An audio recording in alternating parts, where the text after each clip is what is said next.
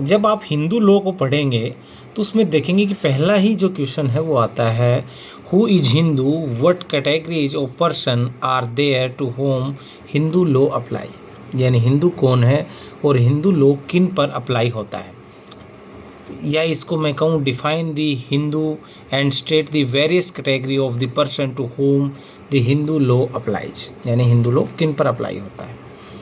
तो आप देखेंगे कि डॉक्टर राधाकृष्णन की एक बुक थी हिंदू व्यू ऑफ लाइफ, उसमें उन्होंने एक जगह लिखा था, there was a time when a person was identified as a Hindu on the basis of region, that is a person who resided in India was called Hindu. यानी इंडिया में जो रहने वाले लोग थे उन्हें हिंदू कहा जाता था।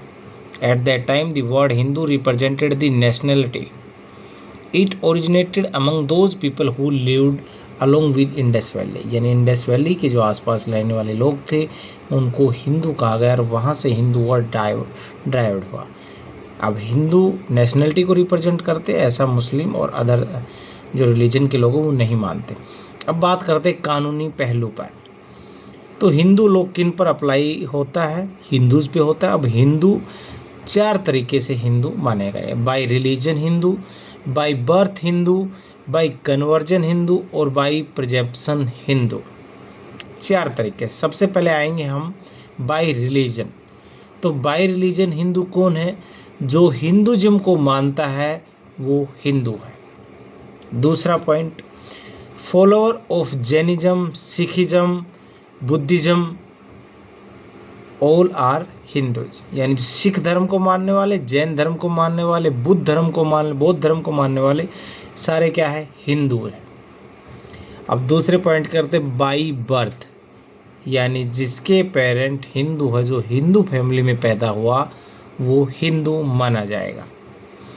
या माता पिता में से कोई एक हिंदू है और बच्चा हिंदू रीति रिवाज से हिंदू परिवार में पला बढ़ा है तो इसको हिंदू माना जाएगा। अब आइए तीसरे पॉइंट पे, बाई कन्वर्जन। यानी किसी दूसरे धर्म को छोड़कर हिंदू धर्म को अपनाता है, कन्वर्जन होता है, converted to Hinduism by other religion, उस पर भी हिंदू लॉ अप्लाई होता है और उसको भी क्या माना जाता है, हिंदू। 4th नंबर पे मैं कहता हूँ, if a person is not a Muslim, Parsi, Christian, Jain and no evidence of another religion is available, they may be presumed by the govern by Hindu law. यानी जो लोग मुस्लिम धर्म को, पारसी धर्म को, जैव धर्म को और क्रिश्चियन धर्म को नहीं मानता है और इंडिया में रहता है तो उस पर हिंदू लॉ अप्लाई होगा। तो ये है हिंदू लॉ।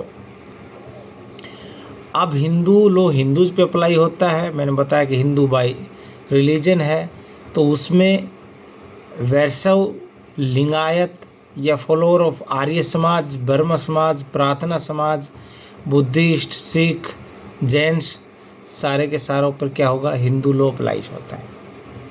फिर क्वेश्चन आता है, इलेजिमेट चाइल्ड ऑफ हिंदू पेरेंट्स। यानी हिंदू पेरेंट्स के इलेजिमेट चाइल्ड है वो भी हिंदू माना जाता है और हिंदू लॉ उस पर अप्लाई होता है।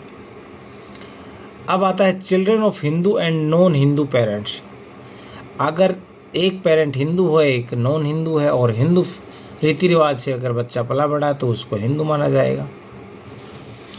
अब हिंदू लोग किन पे अप्लाई नहीं होता, तो मुस्लिम्स पे, क्रिश्चियंस पे, जैज पे और पारसी पे अप्लाई नहीं होता। अब हिंदू लॉ से रिलेटेड कौन कौन से एक्ट है, तो हिंदू कोड बिल आज़ादी के बाद आया था, हिंदू कोड बिल वो लागू नहीं हो पाया। उसके बाद उसको 4 पार्ट्स में अलग अलग समय पे निकाल कर उसको लागू किया गया। तो Hindu marriage act 1955, Hindu succession act 1956, Hindu adoption and maintenance act 1956, Hindu minority and guardianship act 1956। तो ये जो एक्ट है ये हिंदू से रिलेटेड है। जो पर्सनल लॉ जिनको कहा गया है, पर्सनल लॉ मतलब हिंदुओं का personal law Hindu marriage act है, मुस्लिम्स का पर्सनल लॉ मुस्लिम मैरिज एक्ट है, उसी तरीके से हिंदुओं के पर्सनल एक्ट है ये 4, Hindu marriage act, Hindu succession act, Hindu adoption maintenance act, Hindu minority और गार्जियनशिप एक्ट। तो ये है हिंदू लॉ का जो पहला प्रश्न जो है कि किन को हिंदू कहा गया और किन पे ये एक्ट अप्लाई होता है। बाकी हिंदू लॉ की कोई पर्टिकुलर डेफिनेशन नहीं है कि कौन हिंदू है।